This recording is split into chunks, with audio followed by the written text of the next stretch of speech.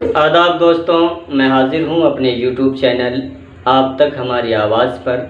तो आइए दोस्तों, गज़ल का एक मतला और एक शेर पेश खिदमत है, मुलाज़ा फरमाएं। तुम्हारा साथ जब होगा तो फिर ऐसा नहीं होगा, तुम्हारा साथ जब होगा तो फिर ऐसा नहीं होगा। यूं बेतरतीब सा हरगिज़ मेरा कमरा नहीं होगा, यूं बेतरतीब सा हरगिज़ मेरा कमरा नहीं होगा।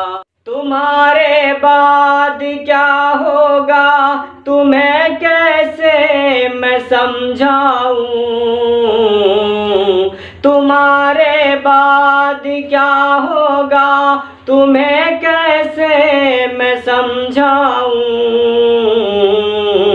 मेरी आँखें तो होगी हाँ मगर सपना नहीं होगा, जुदा होना नहीं मुझसे मेरे दिलबर कभी वरना,